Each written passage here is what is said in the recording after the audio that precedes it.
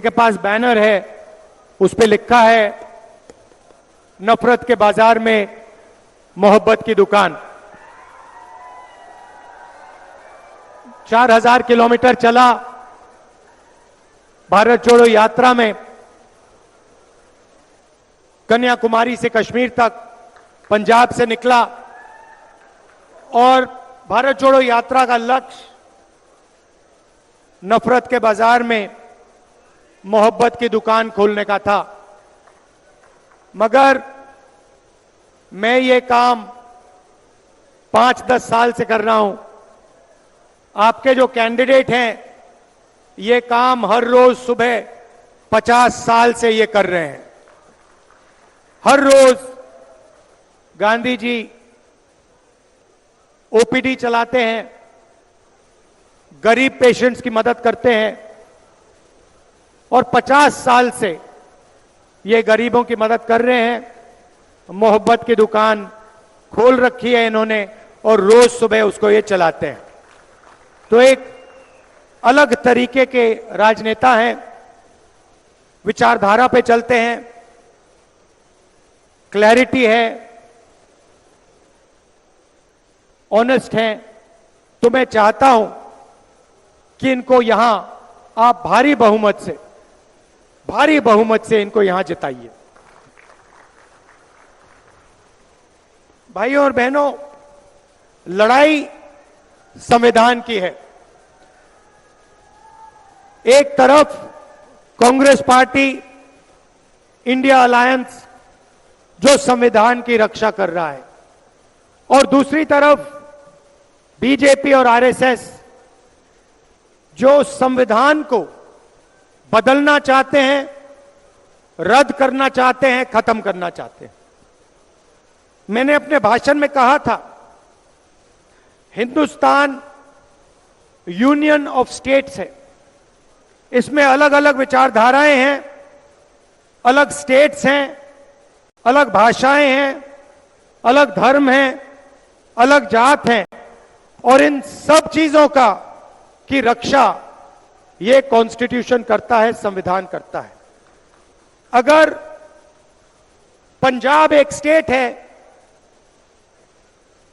अगर पंजाब को इज्जत मिलती है, यहां पे अलग अलग धर्म के लोग रहते हैं, अगर उनको इज्जत मिलती है, अगर दलितों को, पिछड़ों को, गरीबों को इज्जत मिलती है, अधिकार मिलते हैं, तो अंबेडकर जी का जो संविधान है, गांधी जी का जो संविधान है, उनको ये अधिकार देता है।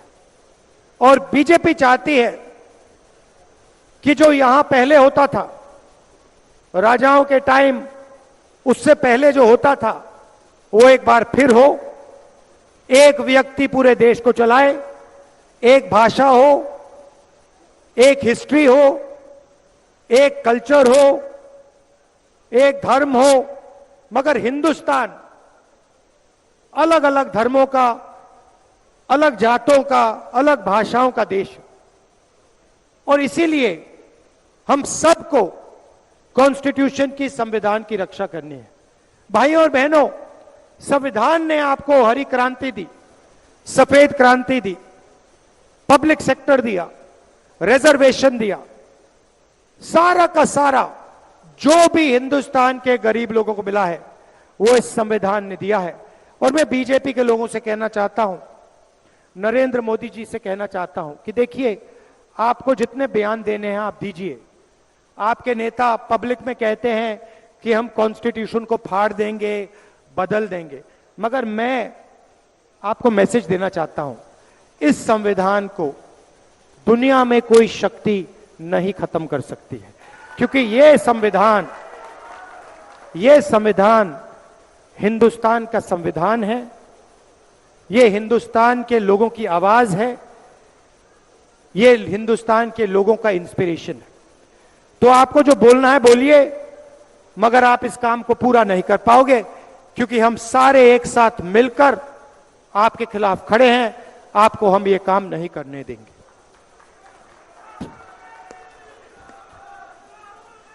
भाइयों और बहनों, किसान पंजाब की रीढ़ की हड्डी है, हिंदुस्तान की रीढ़ की हड्डी है। और किसान 24 घंटा देश को भोजन देने में अपना खून, पसीना, मेहनत हर रोज डालता है। नरेंद्र मोदी जी ने पिछले 10 साल किसानों के लिए कुछ नहीं किया। अरबपतियों का कर्जा माफ किया, अरबपतियों को सब फैसिलिटी दी, मगर किसानों को उन्होंने 3 काले कानून दिए। जब किसान सड़क पे उतरे, पंजाब के, हरियाणा के, राजस्थान के, महाराष्ट्र के किसान जब सड़क पे उतरे, नरेंद्र मोदी जी ने उन्हें आतंकवादी कहा। 700 किसान शहीद हुए, आज तक उनको शहीद का दर्जा नहीं दिया। मैं पार्लियामेंट में बोलना चाहता था, शहीदों के बारे में बोलना चाहता था, मुझे बोलने नहीं दिया। अब कांग्रेस पार्टी की सरकार आ रही है। भारत जोड़ो यात्रा में हजारों किसानों से मैंने बात की। आपने मुझे 3 बातें बोली थी, मैं ये 3 बातें आपके लिए पूरी करके दूंगा। पहला काम आपने कहा और आपने मुझे सवाल पूछा, राहुल जी, अरबपतियों का लाखों करोड़ रुपए कर्जा माफ होता है, किसानों का एक बार यूपीए सरकार ने माफ किया, नरेंद्र मोदी जी ने 10 साल में नहीं किया। क्या जब आपकी सरकार आएगी आप किसानों का कर्जा माफ करोगे? उस सवाल का जवाब मैं आपको देना चाहता हूं। हमारा पहला काम किसानों का कर्जा माफ करने का होगा। मगर हम सिर्फ एक बार कर्जा माफी की बात नहीं है। हम चाहते हैं कि जब भी किसानों को जरूरत हो उनका कर्जा माफ हो। इसीलिए हम सरकार में एक संस्था बनाएंगे जिसका काम किसान कर्जा माफी का रिकमेंडेशन करने का होगा। जब भी यह संस्था सरकार को कहेगी कि हिंदुस्तान के किसानों को कर्जा माफी की जरूरत है, हम किसानों का कर्जा माफ आपके लिए करके दे देंगे। 2 बार, 3 बार, 4 बार, जितनी भी बार आपको जरूरत होगी हम आपका कर्जा माफ करके आपको देंगे। दूसरा काम, आपने कहा था कि हर प्रोडक्ट के लिए लोगों को सही दाम मिलता है। टूथपेस्ट के लिए, शर्ट के लिए, पैंट के लिए, घड़ी के लिए मार्केट में दाम लिखा होता है, मगर जब किसान अपना अनाज, धान, शुगरकेन, आलू बेचता है तो उसे कभी भी सही रेट नहीं मिलता है। एक्सपोर्ट इंपोर्ट पॉलिसी को बदल दिया जाता है, खेल खेले जाते हैं और किसान को कभी भी सही दाम नहीं मिलता। इसीलिए हमारा दूसरा काम किसानों के लिए कानूनी मिनिमम सपोर्ट प्राइस हम आपको और हिंदुस्तान के किसानों को देने जा रहे हैं। कम से कम दाम की गारंटी आपको हिंदुस्तान की सरकार देगी। नरेंद्र मोदी जी ने साफ कहा कि वो ये काम नहीं करने जा रहे हैं। मैं आपको इस स्टेज से गारंटी दे रहा हूं कि किसानों का कर्जा माफ होगा और किसानों को मिनिमम सपोर्ट प्राइस कानून से दिलवाई जाएगी। आखिरी काम किसानों के लिए, आपने कहा कि बीमा योजना का फायदा 16 कंपनियों को होता है, नुकसान होता है, तूफान आती है, आंधी आती है, हमें पैसा नहीं मिलता। महीनों हम फोन लगाते रहते हैं, ईमेल करते रहते हैं, कंपनी हमारा बीमा का पैसा नहीं देती। इसीलिए हम बीमा योजना को बदलेंगे, किसान फ्रेंडली बीमा योजना बनेगी, कॉर्पोरेट फ्रेंडली नहीं, किसान फ्रेंडली होगी। और हम कानून बनाएंगे 30 दिन के अंदर आपका बीमा का पैसा आपके खाते में आपको मिलेगा। सबसे क्रांतिकारी काम, भाइयों और बहनों, नरेंद्र मोदी जी ने 22 अरबपति बनाए। अदानी जी को एयरपोर्ट्स दिए, पोर्ट्स दिए, डिफेंस इंडस्ट्री दी, सोलर पावर दिया, विंड पावर दिया, पावर प्लांट्स दिए, खदान दिए, सारा का सारा एक व्यक्ति को पकड़ा दिया। पूरा हिंदुस्तान जानता है कि अमित शाह, नरेंद्र मोदी जी और अदानी जी एक दूसरे के मित्र हैं। अदानी जी की शेयर प्राइस देखिए, पता लग जाएगा। जिस दिन नरेंद्र मोदी प्रधानमंत्री बने उस दिन के बाद अदानी जी की शेयर प्राइस बढ़ती जा रही है, बढ़ती जा रही है, बढ़ती जा रही है। अब उन्होंने 22 अरबपति बनाए, हम करोड़ों लाखपति बनाने जा रहे हैं। भाइयों और बहनों, हिंदुस्तान के सबसे गरीब लोगों की लिस्ट बनेगी। पंजाब के सबसे गरीब परिवार, बाकी प्रदेशों के सबसे गरीब परिवारों की लिस्ट बनेगी। हर परिवार में से एक महिला का नाम चुना जाएगा और 5 जुलाई को करोड़ों महिलाओं के बैंक अकाउंट में इंडिया की सरकार, कांग्रेस पार्टी की सरकार महीने का 8,500 रुपए खटाखट अंदर डालेगी। प्रेस वाले कहेंगे कि देखो सरकार गरीबों की आदत बिगाड़ रही है, और मैं प्रेस वाले से कहूंगा कि आपने ये बात ज्यादा बोली तो 1 लाख रुपए नहीं, हम 2 लाख रुपए देना शुरू कर देंगे। भाइयों और बहनों, ये हमारे नहीं हैं, ये किसानों के नहीं हैं। मैंने इनको मित्र कहा, मगर ये अदानी जी के मित्र हैं, 24 घंटा उनका काम करते हैं, नरेंद्र मोदी जी का चेहरा दिखाते हैं। तो हर महिला, गरीब महिला के बैंक अकाउंट में 8,500 रुपए खटाखट साल का 1 लाख रुपया करोड़ों महिलाओं के बैंक अकाउंट में डालेंगे। आशा और आंगनवाड़ी में जो महिलाएं काम करती हैं उनकी आमदनी दुगनी होगी, और मनरेगा में आज 250 रुपए मिलते हैं। हमारी सरकार मनरेगा के मजदूरों को 400 रुपए देगी। युवाओं को कहना चाहता हूं, नरेंद्र मोदी जी ने आपको अग्निवीर योजना दी। नरेंद्र मोदी की सोच है कि 2 तरीके के शहीद होने चाहिए।